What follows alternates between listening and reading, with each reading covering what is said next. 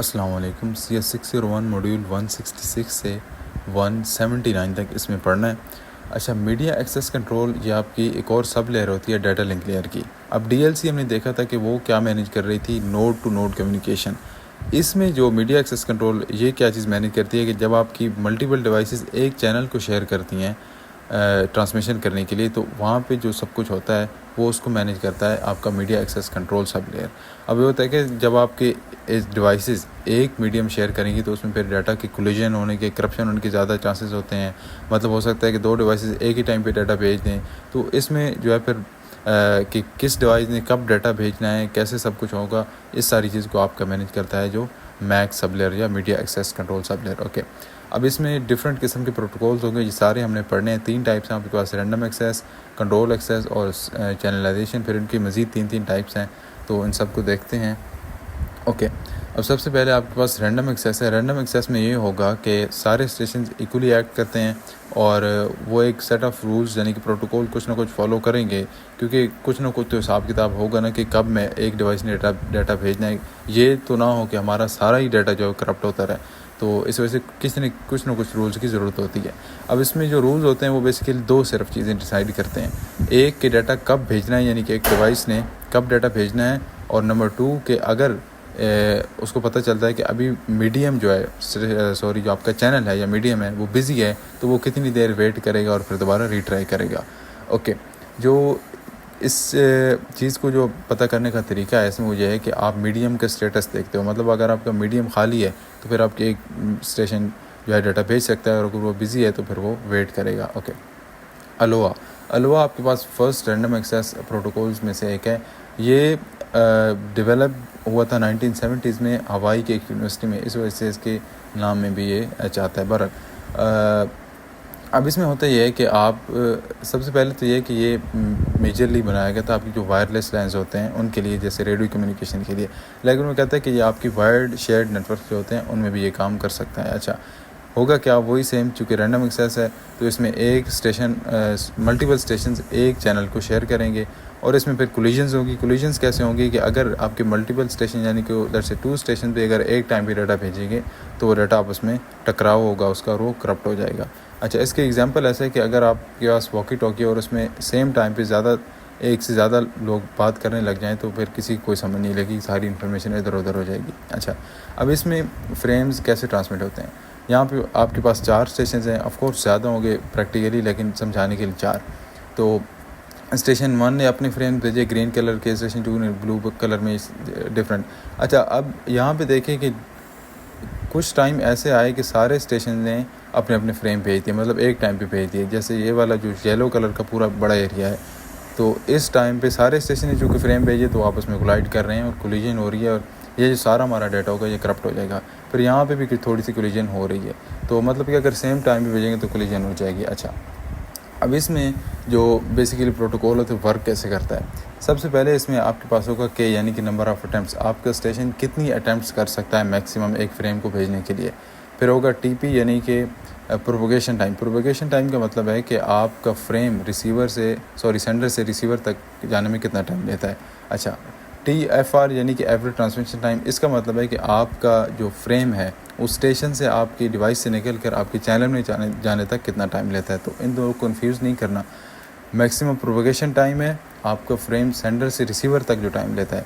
Average transmission time है जो आपका फ्रेम आपकी डिवाइस से निकल कर आपके चैनल तक जा रहा है। ओके, TB मीन्स के बैक ऑफ टाइम, ये वो रैंडम टाइम है कि जो जिस तक आपका जो स्टेशन है वो वेट करता है फ्रेम को दोबारा भेजने के लिए। और ये हम जनरेट कैसे करते हैं, एक रैंडम नंबर के थ्रू। और ये जो रैंडम नंबर है यानी कि R, ये हमारे पास कैसे आता है 2k-1 के फार्मूले से। तो ये एक रेंज होगी 0 से लेकर 2k-1 तक के हमारे पास नंबर ऑफ़ अटैम्प्ट्स है। ओके, अब इसमें होगा ये कि सबसे पहले आपके पास की 0 होगा, फर्स्ट अटैम्प्ट होगी, आप फ्रेम भेजोगे और इस टाइम के लिए वेट भी करोगे, भेजोगे। फिर ये क्या है, ये एक्नॉलेजमेंट का हम वेट कर रहे हैं। एक्नॉलेजमेंट के बारे में हमने पीछे पढ़ा था क्या चीज़ होती है, रिस्पॉन्स होता है। ओके, अब अगर इस टाइम में आपको एक्नॉलेजमेंट रिसीव हो जाती है तो आपका डाटा पहुंच गया। अगर ये कंडीशन फॉल्स हो जाती है तो आपका जो के है यानी कि नंबर ऑफ़ अटेम्प्ट्स उसमें एक ऐड कर दिया जाएगा, और यानी k+1 हो जाएगा। तो अगर यहाँ पे के 0 था तो के 1 हो जाएगा, इस तरीके से। अच्छा, अब यहाँ पे एक और डिसीजन पॉइंट होगा। ये डिसीजन पॉइंट ये देगा कि ये जो आपके पास के है ये कहीं के मैक्स से ज़्यादा तो नहीं हो रहा, यानी कि जो मैक्सिमम नंबर ऑफ अटैम्प्ट्स हैं उससे ज़्यादा नहीं, क्योंकि अगर उससे ज़्यादा होगा तो फिर हमारा जो पूरी प्रोसेस है हम उसको रोक देंगे, यानी कि अबॉर्ट कर देंगे। और अगर ये कंडीशन मीट नहीं होती तो फिर क्या होगा कि हमारा जो फ्रेम है दोबारा भेजे। कैसे भेजे? सबसे पहले हम एक आर चूज़ करेंगे। आर हम कैसे चूज़ करेंगे? 2k-1, यानी कि जो भी हमारा के यहाँ पे होगी उसको हम इस फॉर्मूले में पुट करेंगे। फिर 0 से लेकर उस नंबर तक की रेंज में कोई भी नंबर हम चूज़ कर लेंगे। मिसाल के तौर पे अगर हमारे पास यहाँ पे 2 था लेट्स से, तो 2⁻², 4-1, 3, तो 0 से 3 तक कोई हम एक नंबर चूज़ कर लेंगे। ओके, और जो आपके पास टी बी है यानी कि बैक ऑफ टाइम, ये हम कैसे जनरेट करते हैं कि जो आपने यहाँ से रैंडम नंबर निकाला था उसको आप ट्रांसमिशन टाइम या प्रोपगेशन टाइम किसी एक में से मल्टीप्लाई करके आपके पास बैक ऑफ टाइम आ जाएगा। ये टाइम वेट करने के बाद आपका जो स्टेशन है फ्रेम को दोबारा भेजेगा। ओके, अब वल्नरेबल टाइम वो टाइम होता है कि जो एक ऐसा टाइम है जिसमें आपकी जितने भी स्टेशंस हैं उन्होंने फ्रेम भेजे और वो सारे के सारे फ्रेम्स आपस में कोलाइड करने के चांसेस होते हैं। ये वल्नरेबल टाइम उस टाइम की वजह से, जैसे अगर मैं यहाँ पे देखें कि स्टेशन ए का फ्रेम यहाँ पे आके ख़त्म हो रहा था, अभी ख़त्म नहीं हुआ कि स्टेशन बी का फ्रेम शुरू हो गया, और स्टेशन बी का फ्रेम अब यहाँ पे ख़त्म नहीं हुआ था कि स्टेशन सी का शुरू हो गया। तो ये चूँकि सारे कोलाइड कर रहे हैं तो इस सारे टाइम पीरियड को, यानी कि T-TFR से लेकर T+TFR तक ये टाइम है बेसिकली, तो इस सारे टाइम पीरियड को हम वल्नरेबल टाइम पीरियड बोलेंगे। और इसमें जो आपके पास प्योर अलोवा है इसमें आपके पास वल्नरेबल टाइम की वैल्यू होती है 2 × ट्रांसमिशन टाइम। ओके, स्लॉटेड अलो ये होता है कि आप रैंडमली जो आपके स्टेशन है वो डाटा नहीं भेजते, वो टाइम स्लॉट्स के अकॉर्डिंग भेजते हैं। लेट्स से कि आपने टाइम स्लॉट चूज़ कर लिया 5 सेकंड का, तो आपकी एक डिवाइस जैसे ही पहली टाइम स्लॉट शुरू होगी, यानी 0 से स्टार्ट होगा टाइमर, तो वो एक फ्रेम भेजेगा। अब अगला जो स्टेशन है वो 5 सेकंड तक वेट करेगा फिर भेजेगा। इसी तरीके से सारे स्टेशन 5-5 सेकंड वेट करके अपने जो है भेजेंगे। इससे ये होगा कि जो आपकी कोलिजन्स हैं उसके चांस रिड्यूस हो जाते हैं, क्योंकि आपके स्टेशन थोड़े से सिंक्रोनाइज्ड हैं, थोड़े से एक सीक्वेंस से चल रहे हैं। ओके, और इसमें मेनली ये डिफरेंस होता है कि चूँकि इसमें कम कोलिजन है तो इसमें जो आपके वल्नरेबल टाइम है वो सिर्फ TFR यानी कि ट्रांसमिशन टाइम जो होता है उतना होता है, अनलाइक प्योर अलो जिसमें आपके पास 2 टाइम्स जो है ट्रांसमिशन टाइम था। अच्छा, अब इसमें कुछ इस तरीके से होता है, ये जो जितने भी ये हैं ये आपके पास टाइम स्लॉट्स हैं, हम इमेजिन कर लेते हैं कि 5 सेकंड का था, तो जैसे 0 से टाइम स्टार्ट हुआ, पहले इसने स्टेशन 1 ने भेजा, अब इस स्लॉट में कोई और नहीं भेजेगा। जैसे ही 5 सेकंड होगी, 6ठा सेकंड शुरू होगा तो फिर हमारे स्टेशन 2 ने भेज दिया, इस तरीके से। लेकिन इसमें भी कोलिजन के चांसेस होते हैं, क्योंकि इसमें जो रूल है वो ये है कि जैसे ही एक टाइम स्लॉट स्टार्ट होगी एक स्टेशन डाटा भेज सकता है। तो इसमें भी कोलिजन्स हो सकती हैं लेकिन उसके मुकाबले में कम होती हैं। ओके, अब इसमें वल्नरेबल टाइम पहले ही बताया है कि इसमें जो आपका प्योर अलो है उससे आधा होता है, तो इसमें सिर्फ हमारे पास जो है, जैसे यहाँ पे हमारे देखें तो ए वाला जो फ्रेम है वो तो परफेक्ट जा रहा है, जो बी और सी के हैं वो एक चूँकि स्लॉट के शुरू होने में आ गए हैं तो वो आपस में कोलाइड कर जाएंगे। ओके, CSMA या कैरियर सेंस मल्टीपल एक्सेस। अच्छा, ये आपकी जो प्योर अलो था उसको इम्प्रूव करने के लिए और उसको बेहतर बनाने के लिए जो हमारी टेक्निकें बनाई गई थी, इसमें क्या होता है कि कोलिजन्स को अवॉइड करने के लिए हम क्या करते हैं कि जो आपका स्टेशन जिसने डाटा भेजना होता है वो आपके चैनल को पहले सेंस करेगा। सेंस कैसे करेगा? देखेगा कि अगर वो फ्री है या बिज़ी है, अगर बिज़ी है तो फिर वो वेट करेगा और अगर फ्री है तो फिर वो डाटा भेज देगा। तो इससे हमारी जो कोलिजन्स है वो काफ़ी हद तक रिड्यूस हो जाती हैं। ओके, अब यहाँ पे ये होता है कि इसमें जो है प्रोपगेशन डिले की वजह से जो है हमारी कोलिजन्स होती हैं। मिसाल के तौर पे आपका जो स्टेशन ए था उसने टाइम 1 पे एक अपना जो है डाटा जो बी था उसने टाइम 1 पे अपना डाटा भेजा। ठीक है, ये जो ब्लू कलर में ये वो टाइम है जिसमें आपका जो है बी का सिग्नल एग्जिस्ट कर रहा है। ओके, अभी हुआ ये है कि चूँकि ये एक शेयर्ड चैनल है तो इसमें जो डाटा जब एक डिवाइस भेजेगी तो हर डिवाइस को पता चलता है।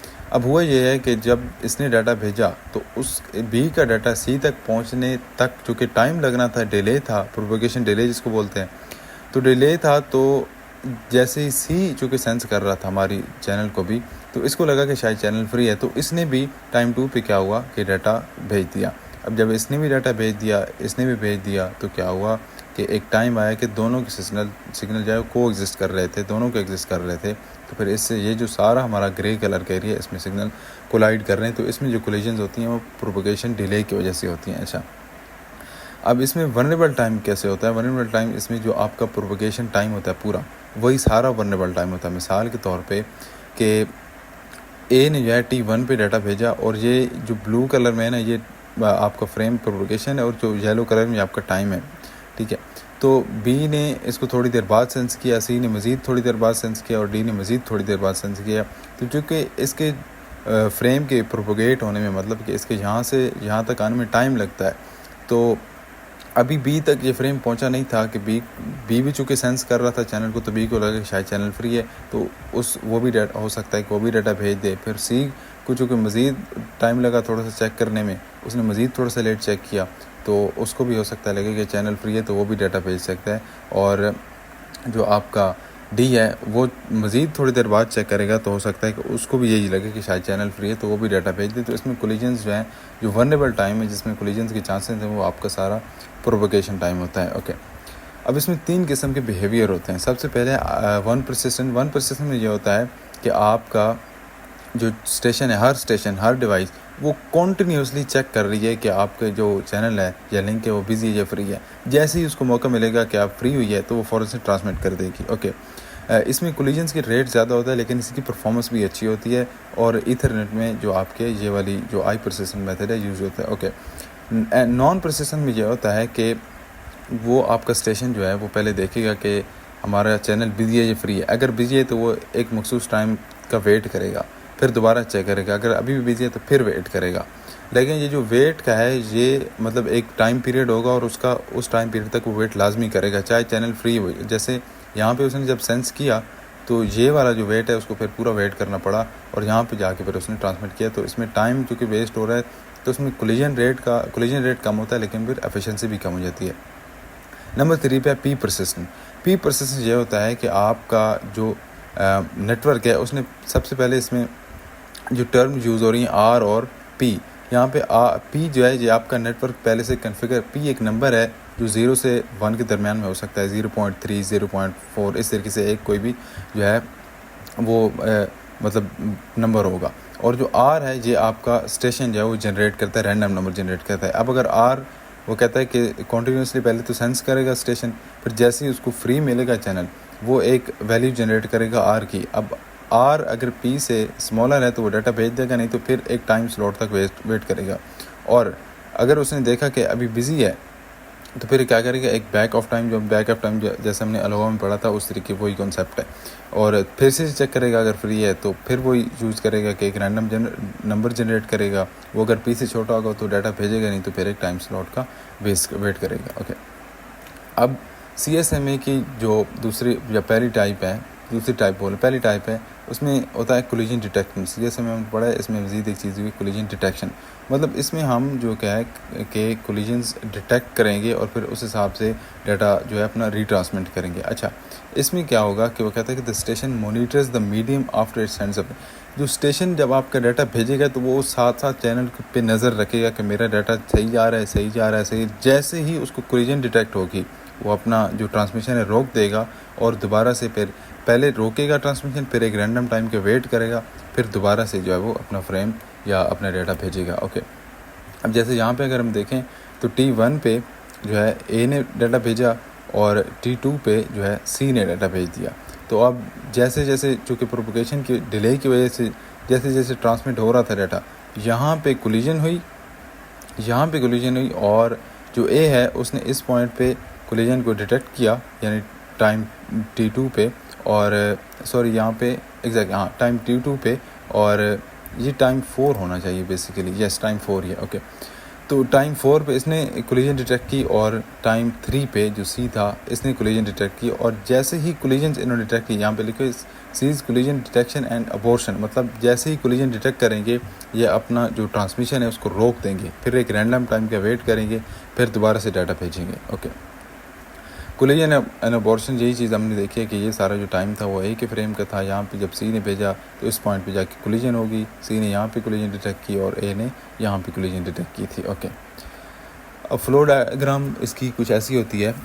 बाकी ये सारी चीज़ें वही हैं जो हमने अलोवा में पढ़ी थी। इसमें थोड़ा सा फ़र्क ये आता है कि सबसे पहले ये तो कि एक परसिस्टेंट मेथड जो अभी हमने 3 पढ़े थे उनमें से एक अप्लाई करेगा, उसके बाद एक डिसीजनल पॉइंट पे आके देखा जाएगा कि कोलिजन है हुई है या नहीं। अगर ये कोलिजन मतलब यहाँ पे कोलिजन है या नहीं, ये चीज़ ट्रू या फॉल्स होगी। अगर फॉल्स होगी तो ये जो है आपका प्रोसेस पीछे चली जाएगी और फिर से ये चीज़ रिपीट होगी। अगर ट्रू है तो यहाँ पे फिर आके देखा जाएगा कि अच्छा कोलिजन डिटेक्ट हुई थी। अगर फॉल्स है मतलब कोलिजन डिटेक्ट नहीं हुई तो जो है आप यहाँ पे ये देखा रहा है कोलिजन हुई है या नहीं। फिर यहाँ पे ये देखा जा रहा है कि कोलिजन डिटेक्ट हुई है कि नहीं। ओके, अगर ये चीज़ फॉल्स है तो आपका सिग्नल भेजा जाएगा मतलब पहुँच जाएगा सक्सेस हो जाएगा। अगर ट्रू है मतलब कि कोलिजन डिटेक्ट हो गई है तो फिर एक जैमिंग सिग्नल के भाई सारा काम रोक दो एक टाइम के लिए। ओके, उसके बाद फिर ये चीज़ रिपीट होगी कि के यानी कि नंबर ऑफ अटैम्प्ट में एक नंबर ऐड होगा। फिर यहाँ पे कंडीशन टेक्स्ट मिसिंग है, यहाँ पे शायद लिखा हुआ था, शायद नहीं बल्कि यही लिखा होता है कि जो के है आपका वो के मैक्स से जो है स्मॉलर होना चाहिए, मतलब आप जो number maximum number of attempts हैं उससे कम होना चाहिए। ओके, और बाकी ये सारी चीज़ फिर रैंडम नंबर जनरेट होगा और बैक ऑफ टाइम फिर वेट करेगा और फिर दोबारा से ये चीज़ रिपीट होगी। ओके, अब एनर्जी लेवल्स होते हैं आपके चैनल में जब आपकी ट्रांसमिशन हो रही होती है, 3 किस्म के होते हैं। एक जब वो आइडल होगा यानी कि फ्री होगा तो उस टाइम एनर्जी लेवल 0 होगा। फिर एक मखसूस एनर्जी लेवल होगा जब आपकी ट्रांसमिशन हो रही होगी, और फिर हाईएस्ट एनर्जी लेवल होगा जहाँ पे आपकी कोलिजन हो रही होती है। ओके, अब carrier sense multiple access collision avoidance क्या है? डिटेक्शन में ये थी कि हम डिटेक्ट करके फिर उस हिसाब से चल रहे थे। अवॉइडेंस में ये होती है कि हम कोलिजन होने से पहले ही उसको अवॉइड करने की कोशिश करते हैं। ओके, अब इसमें कुछ चीज़ें हम जो कुछ कॉन्सेप्ट यूज़ करते हैं या कुछ स्ट्रेटजीज यूज़ करते हैं, उनमें सबसे पहले है IFS इंटरफ्रेम स्पेस। ये कुछ ज़्यादा नहीं, बस एक फ़िक्स टाइम है, ठीक है, जो एक चैनल वेट करता है अपने डाटा को रीसेंड करने से पहले। ओके, या सॉरी पहली दफ़ा ही सेंड करने से पहले वो एक शॉर्ट फिक्स टाइम का वेट करता है, उसको बोलते हैं IFS।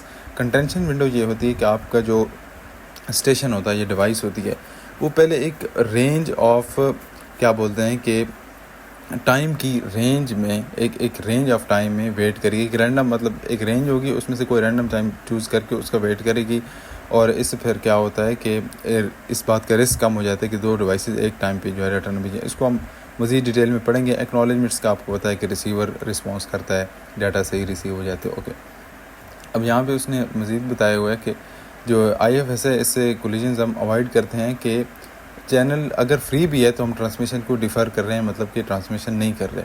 ओके, कंटेंशन विंडो में ये होता है कि आपका जो डिवाइस है, जो आपका टोटल टाइम है, उसको हम टाइम स्लॉट्स में डिवाइड कर देते हैं। फिर आपका जो स्टेशन होता है वो एक random number of slots choose करता है जो उसने वेट करा। मिसाल के तौर पे अगर एक स्लॉट 5 सेकंड की थी तो उसने 3 स्लॉट्स चूज़ कर ली कि मैं 3 टाइम स्लॉट्स का वेट करूँगा, मतलब कि 15 सेकंड वेट करूँगा। अब वो कहता है कि अगर एक दफ़ा उसने स्लॉट चूज़ की और आपको सिस्टम आइडल ना मिला, मतलब कि सिस्टम फ्री नहीं था, तो फिर अगली दफ़ा वो स्लॉट्स का नंबर डबल कर देगा। मतलब अगली दफ़ा अगर पहले 3 थी तो अगली दफ़ा जो है वो 6 हो जाएंगे, इस तरीके से। और एक्नॉलेजमेंट का आपको बताइए। ओके।